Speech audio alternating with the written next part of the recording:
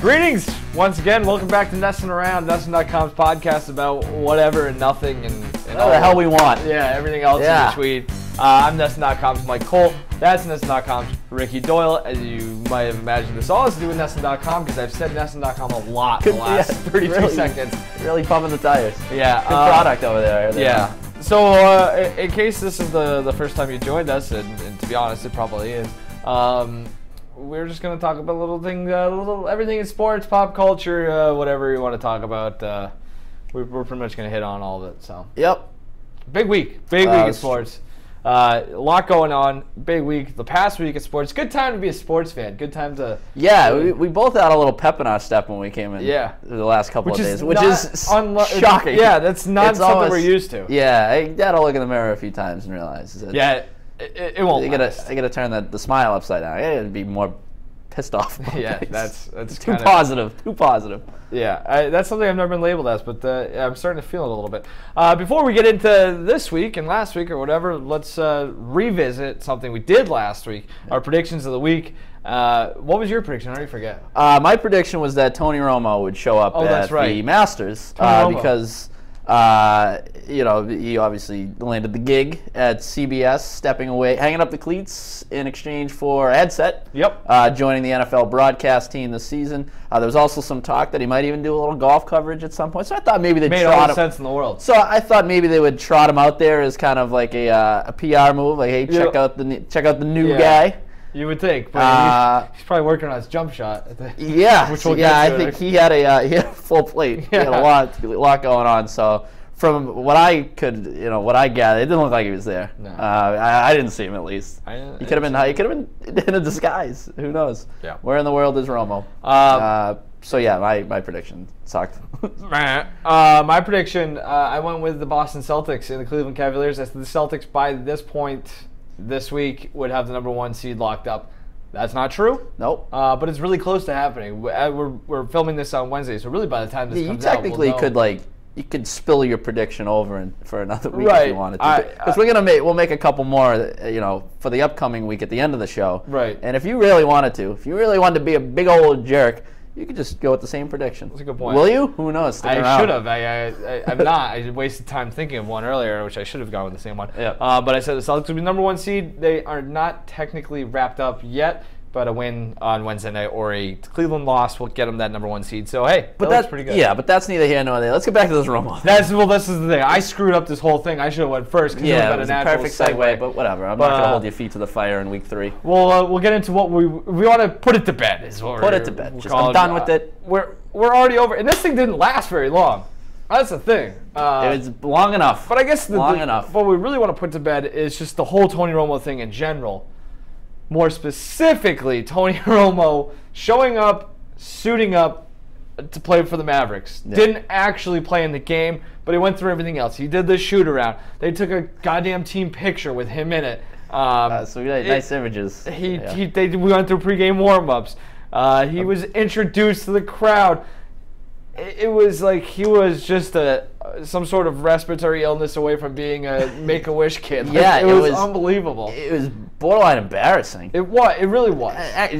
Take away borderline. It was embarrassing. And there's like this in the hot take culture. We've gotten to a point where people will like attack us for being that. It's like, you know what I mean? It's gotten to the point where it kind of goes back around the other way. Where it's like, hey, it's harmless. Have a little fun. Like, shut up. This was so stupid. It didn't make any sense either. Well, and that's my biggest thing. Why is this happening? I got a few issues. One, I say this as somebody who likes Tony Romo. I do too. I like him as a player. I think he's a very likable guy. I think he got a lot of unwarranted flack. I think he was a good quarterback. I mean, obviously that you can nitpick with exactly. And that's my thing. Good, not great. So why are we honoring this guy? Oh, it's kind of perfect. The Mavs are not even good. This isn't like if the Celtics had done this for Tom Brady or something, it would have been a little more understandable given his place in NFL history. But this is just a good quarterback. Are you going to do this every time? Like the Brady thing, actually, the more I think about it, would have been almost weirder because it's Tom effing Brady. Like, he doesn't need to stoop to that level. Yeah, this kind of fits in like the Tony Romo side. It's always been like a sideshow with Tony Romo. He has every record in Yeah, because they play 16 games now, and it's a passing league. A big deal. Like, not to mention, there's still like this messy divorce proceedings going on. Like, you know. Not with the Mavericks. No, not with the Mavericks, but with the Cowboys. Like, it's just. I can barely hear what he's saying, but he's. Oh yeah, our producer Probably. Andre is chirping in. The biggest Tony Romo fan you'll find. Yeah, he wouldn't shut up at least about it all week. This area code. It's just fine. Tony Romo was a good Cowboy, a great Cowboy, a very good. Whatever. Then it's not the Mavericks. Like, what are the Mavericks doing by trying to? I thought it was weird. Weird as yes. I guess weird. It was weird. It didn't make sense. Like. Just bring them to the game and then show them at a TV break, or bring them out at halftime and do a ceremony if you want to. Like, it just made him look. It made him look stupid. He looked like like they were making sport of him, like just making sport of him. Like, right. Are you laughing with him or at him? Right. You know what I mean? It's like, hey, Tony, get a load of this guy. Now let's trot him out there in the layup line, for God's sake. I'd be pissed off if I was on the Mavericks. That's what I'm saying. If you're like the fourth guy on that bench, like you're fighting for like your next 10-day contract or something, like trying to make an impression, and you got to deal with this. Well, that's the thing. Like, this isn't gonna. Hey, everyone is playing golf. Season's over. Yeah, like it's not gonna. It's shut like it your doesn't. ass up out there. It doesn't. Yeah, seriously, cut your mic. It's not gonna affect those. Like, it doesn't. It's just an unnecessary distraction for the whole thing. It just turns everything into a circus, and then it starts, and I'm all about good, clean fun. You know what I mean? Like, if you want to do, like you said, if you want to trot them out there for something, something different than this, it's just because then where does it end? Where does it end? Who are we bringing in? What's the next thing? The fact that Mark Cuban wanted to actually play him, that's the other big thing. issue. Yeah. And what's going on with Mark Cuban? Mark Cuban. He's losing his mind. This is like something out of the Jackie Moon playbook. He's like a little bit. What the hell is going on? Is this the Flint Tropics? He's the turning into like a slightly more measured Donald Trump, where it's like he looks like hell. He's making obviously iffy decisions. It looks terrible. And again, I used to like Mark Cuban. I thought he was Mark Cuban, but like you could see him kind of like it's coming apart at the seams, man. With the whole with the Trump thing, it's like he's going after like Trump he was gonna show up for the debate and sit in the first row. Like, yeah, it's just intimidation tactic. And it seemed like it was just a real quick change in direction for Mark Cuban, who was kind of like laid in the weeds as much as he could for being the most outspoken owner in the NBA. Like. But that was good, clean fun. Like, he was the guy who sat, baseline and yelled at referees and paid huge fines, and that was kind of his thing, and it wasn't a big deal. And then, like, now he's just kind of seems like he's lost his marbles. And maybe it has to do with the fact that his team's not very good anymore. They stink, and like that's. And the he's thing. like desperate, and he's like, that's crap, the thing. Like, I gotta find a way to put. But Mark butts Cuban in seats. never really seemed like the kind of owner. Like, he doesn't seem like a like a Bill Veeck type of owner, where it's like, I'm gonna make a huge. Production out of something over here to take away from the fact that our team sucks, or to sell tickets. Like, it just doesn't seem like something he would do. He used to strike me as a guy that would go above and beyond to do anything to make his team win, and now it just seems like it's the other direction, where it's all about the attendance numbers, which I get is obviously an important aspect of being an owner, but all of a sudden you start trotting out the bearded lady, and it's bad. Circus monkeys and guys on tricycles. Like, I just feel like that's what it's turning into out there in Dallas. So not good. I put it to bed. I'm done. He is, I guess you could call Mark Cuban a bit of a dumbass this week, but we actually went with two. I'm just realizing this as I read it. We want to do a dumbass of the week segment. Yeah. We picked two people. So the dumbasses. Co-honors for week one. What a dumbass week. Let's talk first about old dummies. I would call this guy, I don't know if I'd call him a hero of mine, but I'd call him a guy who entertains me very much, very thoroughly. That'd be Ric Flair, the 16-time world champion, the nature boy. Limousine ride, jet flying, kiss stealing, wheeling, dealing. Woo! Ric Flair, again, this isn't really news. Ric Flair got drunk, went into a bar, and made an ass out of himself. I mean, that's really the story. A bar in Indiana, Ric Flair shows up. I'm guessing put on the WWE Network, you could probably get about 150 of these types of stories from various. That should be the new WWE Network's always looking for new programming. It seems like this should be the new thing. What's your best Flair story? They got a show called Ride Along, where the wrestlers ride together to they tape it. It should just be Drink Along with Ric Flair, where you go to bars and get thrown out of bars, and the nature boy puts people in figure fours. The fact that he's getting the dumbass of the week, this is kind of similar to Mark Cuban. I used to but at least this because he's getting with this most recent thing, which is him like basically berating a bartender. What did he tell him to lose weight or something? He called the guy fat. Yeah. So now he's just teetering on the edge of just losing his marbles completely, which he's always been insane. I think you have to be to be in that business in general. Yeah. But yeah, now he's just being a jerk. Big old it is. That's exactly what it is. Tough week for the WWE. They've in the last few years they've done a real big thing about like an anti-bullying initiative. Yeah. Now you got Ric Flair getting toasted, going into bars and calling people fat, and you also got not a good look. JBL like bullying Mauro Ranallo off of the air and really out of his contract with WWE to the point where that thing has been severed.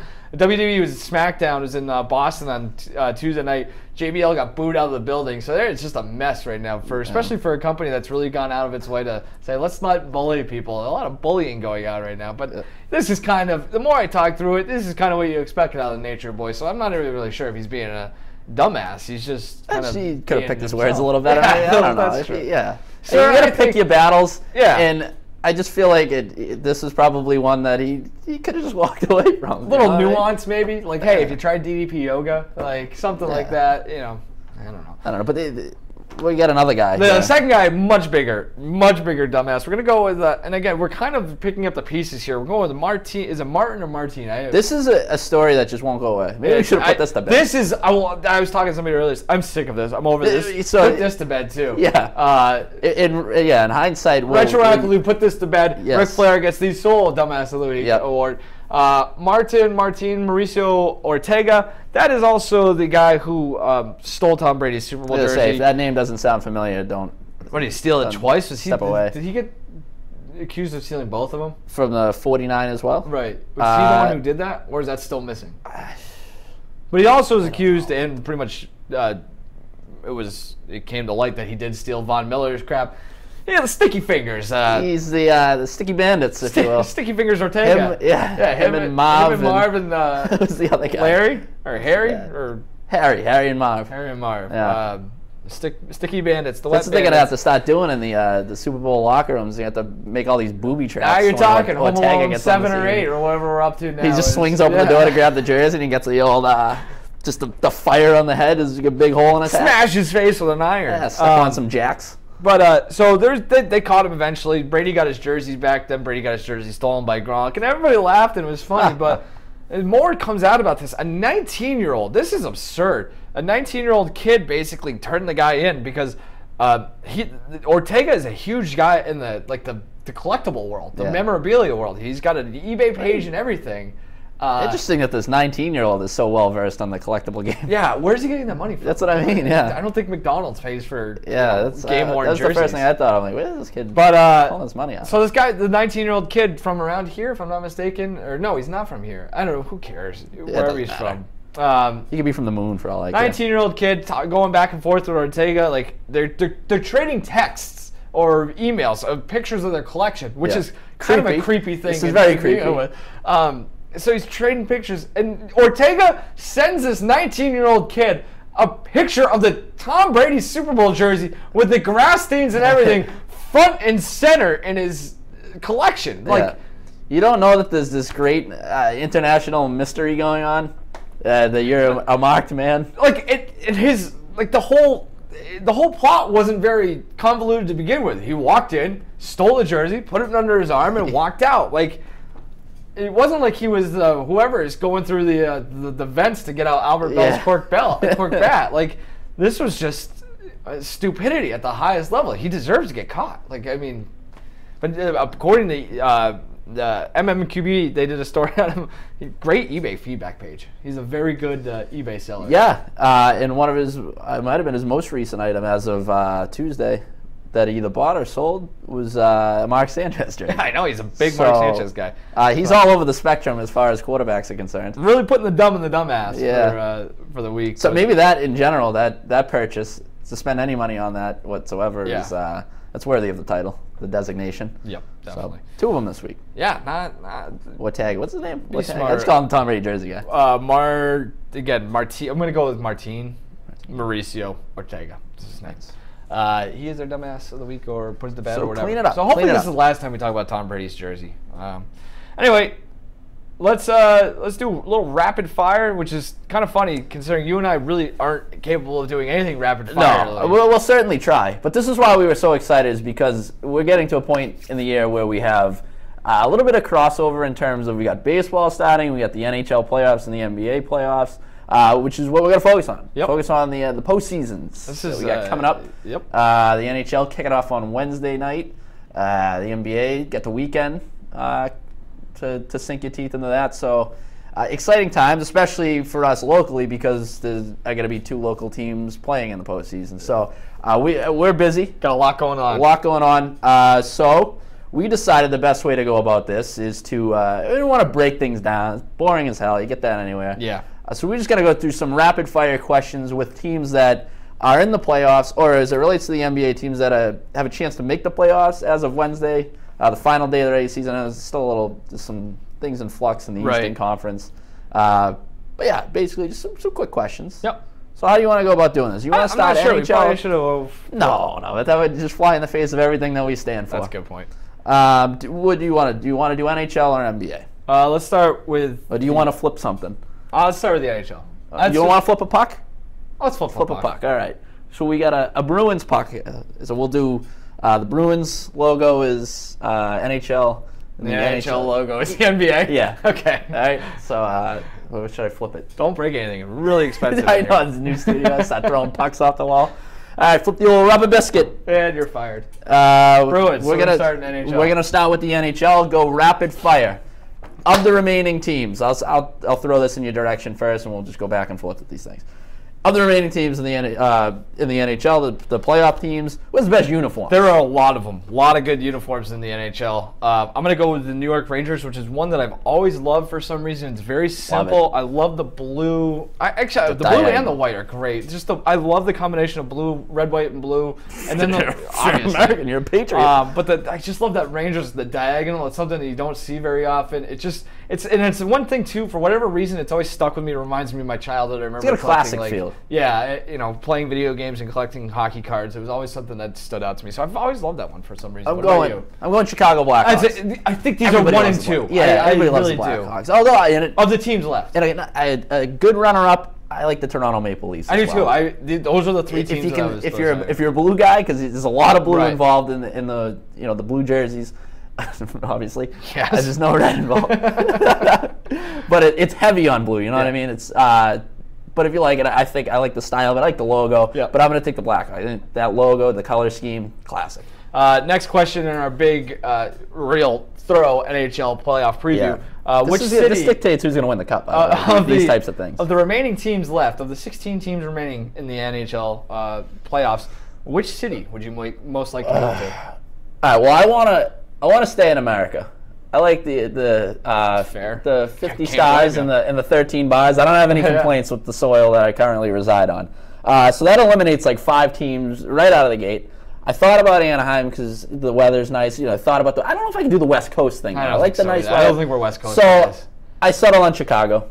I think I look at Chicago as like a bigger version of Boston. And I'm okay with my current situation. Been to Chicago a few times. Chicago's great. I love city. Chicago. It's a nice city to go to, nice city to visit. Do nice things with their rivers. You got to be living in the right place, though, because Chicago, it can be dangerous. Yeah. But I like to roll the dice. You're buying low on Chicago right now if you're really investing in it. But it's a great city. And actually, for me, it came down to one of 2 cities. It was either Chicago or the city I picked, which is Nashville. I've been to Nashville a few times. Love Nashville.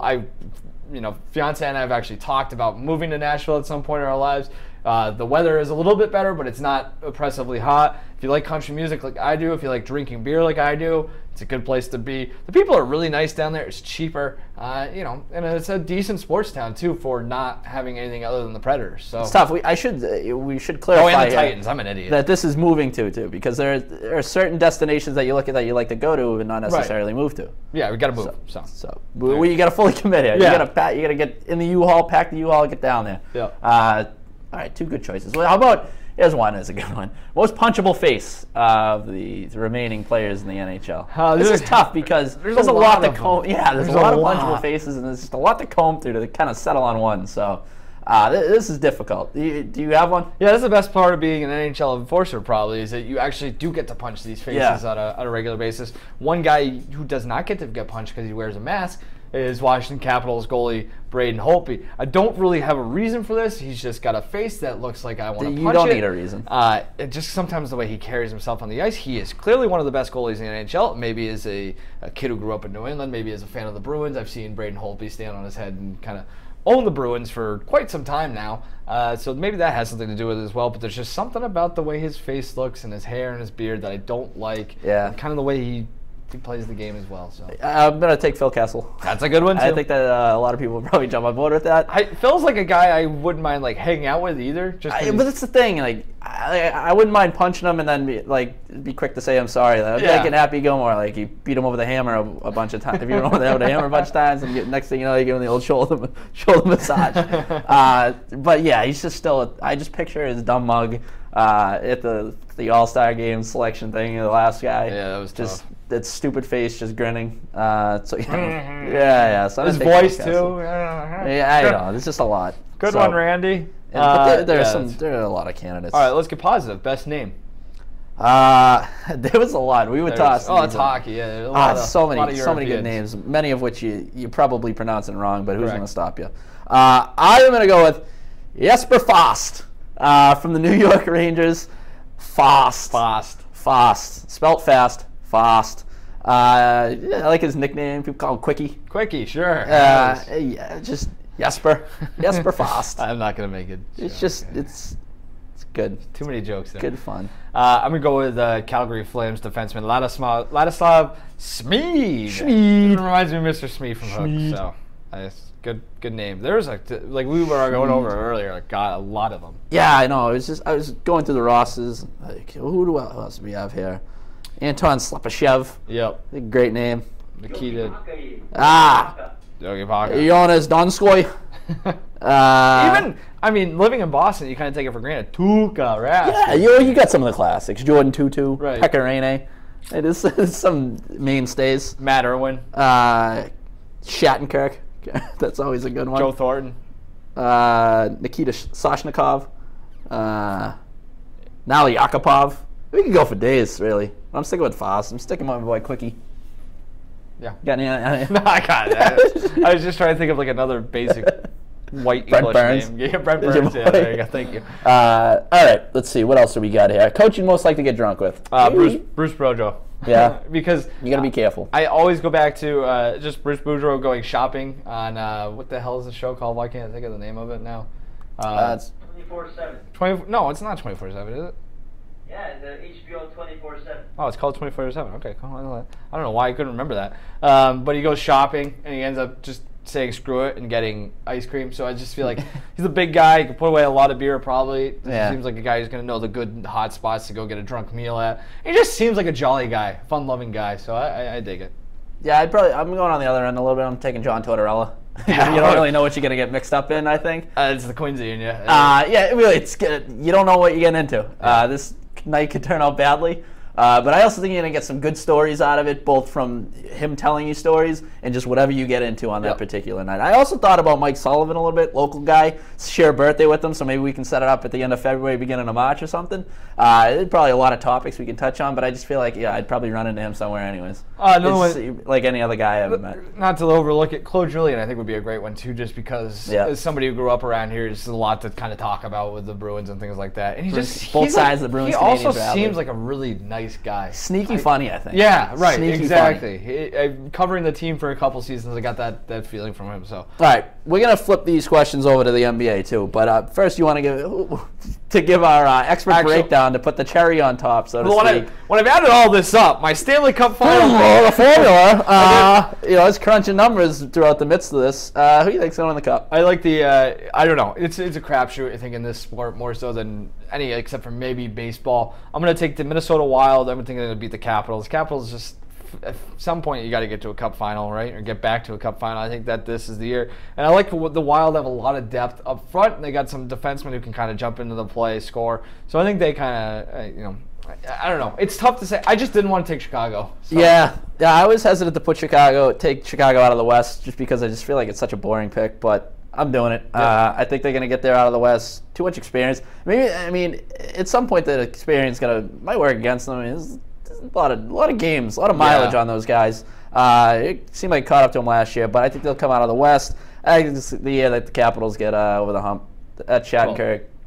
Do you think they're winning it all? I think they're going to win it all. Okay, I'm taking the Capitals over the Blackhawks. Wow, okay. There you go. All right, let's do NBA. Let's try to make this actually rapid. Yeah, rapid fire. All right, go. Best unis in the NBA.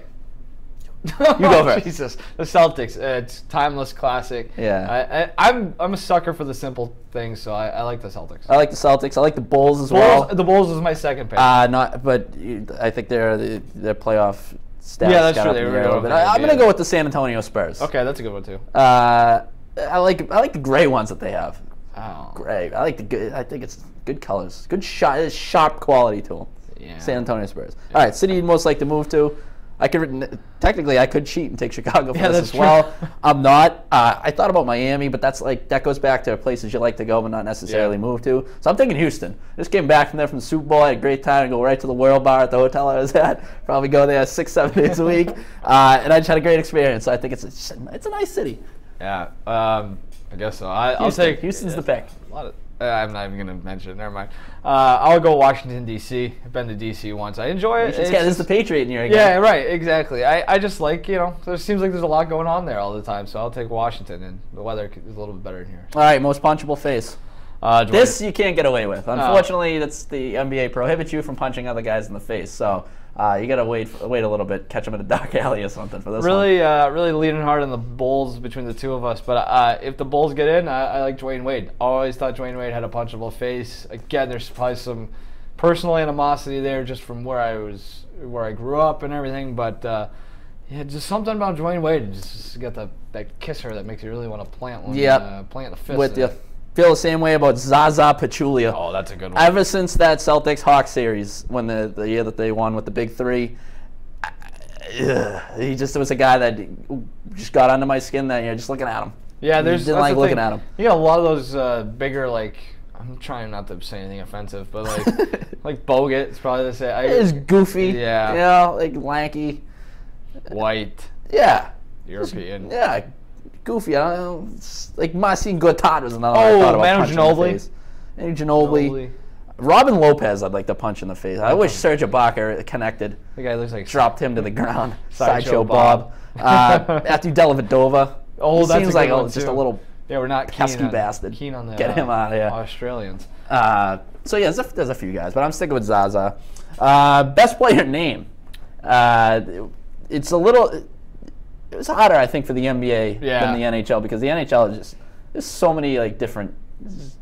You get different parts of the world. Yeah. More of a melting pot. Yep. What did you go with? Luke Mbamute. I like it. That pretty much says it all. I'm gonna go with the Houston Rockets. The big man here who shoots the granny shot free throws. Wow. Chinanu Onuaku. Bless you. I believe that's how you say it. Chinanu Onuaku. Granny shots it's just icing on the cake. I like them for the name, but if you want to throw diaper shot free throws on top of it, then you're okay in my book. Right on. Granny only averages about 2 points a game, but that's neither here nor there. NBA coach you'd most like to get drunk with. So after you rip it on Friday night.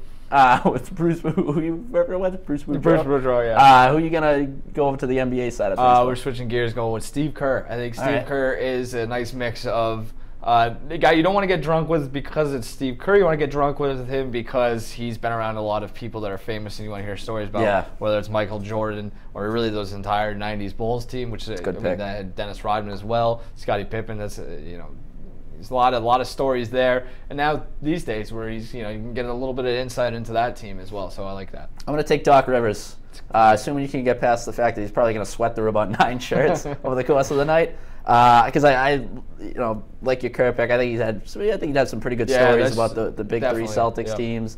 Some interesting characters there. Also, just the group he has with the Clippers. I think there's some interesting personalities to try to pick away at. So I think he'd have some good stories. But like I said, you gotta make sure you got a towel on standby because the guy sweats more than any human being I've seen in my entire life. That's a natural segue into our NBA Finals picks. Yeah, exactly. All right, my finals prediction. I said earlier on it, we had a live chat going over basically some of the Celtics' chances of making it out of the East. I don't think anybody's beating the Cavs in the East. think they get there. I think they lose to the San Antonio Spurs. I don't think the Warriors are making it this year. I think it's the Spurs who come out of the West. Spurs over Cavs. I'm going to go out on a limb here with my pick, and I'm going to take the Golden State Warriors to beat the Cleveland Cavaliers. There you go. I think that Durant gets healthy enough, and Durant's healthy. I think he's the best player on that team, so they're playing without their best player right now. He got him back, and they got him for a reason. Yep. So. All right. So this is the part of the show where we bring in some objects. Yep. We like to mix things up. Generally, we'll pick objects the day of the show when we don't bring anything in. We'll just kind of fish around. Oh, and as a matter of fact, here's how you warmed up for today. Well, I'm not sure why this is on the screen. This is a surprise treat. This is our viral breakdown. This hasn't gone viral yet, but this is me standing at the end of a hallway shooting a foam hockey puck down the hallway. Playing a little dump and chase, minus the chase. So I got around the 1-3-1 right there. I like to think somebody was on the man advantage here, and you were just sending it down the river to kill off the penalty. That's a good point. You gotta keep it low. Don't want to go over the glass. You dodged the hit, which was nice. Good form there. There's a lot of traffic in front of the net. I always got the head up the ice, looking up the ice, and down the river. So really, there was a couple of objects you could have brought in for show and tell. I know you didn't pick either one of those. You didn't bring the stick or the puck.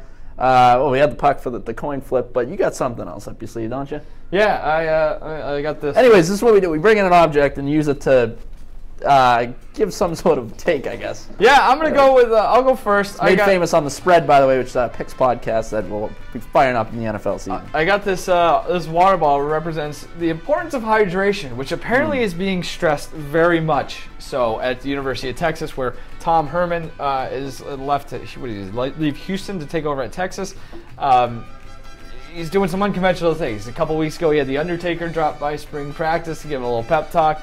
Apparently, they're also monitoring urine. Some kid, this is not a kid, former Yahoo NFL writer, he's a Hall of Fame voter, Anwar Richardson, covers UT football for OrangeBloods.com, tweeted this out. We said, went to take a leak in Moncrief, which I'm guessing is the facility. Dante Moncrief. And this was hanging above the toilet. It was at Dante Moncrief's house. Maybe. Tom Herman's attention to detail is real. This is the Longhorn football hydration chart. Basically, it says it's pretty self-explanatory. They want your pee to be clear, which means you're hydrated. They're looking for championship hydration levels. If your pee is yellow, real yellow, you're a selfish teammate, or you have blatant disregard for your teammates, you are headed to Area 51, whatever the hell that means. And if you got brown piss, not only do you need to see a doctor, you are also a bad guy. Yep. So. All right, what do I got here? I'm going to bring in, this is straight off the old set. Yeah, I was going to say. A set of some UFC gloves here. I thought about using show and tell to have as a personal rant, because I have a good friend of mine who's he's a boxer, and he got completely robbed by one of the judges in his most recent fight, and I've been taking issue with that on social media and whatnot this week. Saw that. But I'm going to get off that the soapbox. I'm going to switch over to another combat sport, UFC, and see, everybody, when you bring up UFC, obviously the talk goes to Conor McGregor and the potential fight with Floyd Mayweather and whatnot. I think it's time to recognize some other guys in the sport. And Demetrius Johnson will be fighting on Saturday night, and he's trying to tie Anderson Silva's mark of 10 successful UFC title defenses. I think it's time we start taking notice of some of these guys outside of McGregor. McGregor, I get it. He puts the butts in the seats. He's the draw, and he's the easiest one to latch onto. But some other guys that you take a look around UFC. There's some good star power in there. These guys might not move the needle so much, but Demetrius Johnson is a guy who I think you should. He's a flyweight. Oh, sure. Give it up for him a little bit. And I also like this quote that he had. It is an article. I'm not even sure where it came from. I think it was Yahoo. But this is what somebody said. People are like, you're a world champion, man. You have you should have crap all over you and cocaine and getting high. How many Rolls Royces you got? And I'm like, I got no rolls. I don't do cocaine or drugs. I'm going home, putting my kids to bed, and kissing my wife, and playing video games, and kicking ass on the side. So I got the gloves. I'm going to give it up for him. This guy's out here defending his belt. That's something McGregor's not doing. McGregor's too worried about stepping into the boxing ring. Get out there, defend your gold. Defend your gold. If you say so. I really have no idea what you just said. But that's why you were shaking your head like you're an idiot. What did I say that you don't get? I don't. What don't you get, Mike? I don't follow the sport. Enlighten me. What don't you get? I don't follow the sport. I'm sorry. Right. Jeez. To your point. Make a prediction. Get the hell out of here. I'm sick of sitting here with This you. is pretty heavy sports. Byron Buxton gets sent down by the end of the week or by next week. Yeah, he doesn't look good. 2 for 29 to start the season is not great. 17 strikeouts and 29 at-bats isn't going to get it done. Former number 2 pick. Well, I guess he never stopped being the number 2 pick. Like, well, yeah, I never understood that. Former first-round pick. I struggle with that often in writing. Good glove, can't hit a lick. Really struggles to make contact. He's still young. He's 23, but striking out more than 1 every 2 at bats is not going to get the job done. I feel like they're going to give him a little bit of rope, but you can't strike out that many times and stay up. So I think he's down in the minors by next week. Yeah, it's troubling too when you just to your point of like.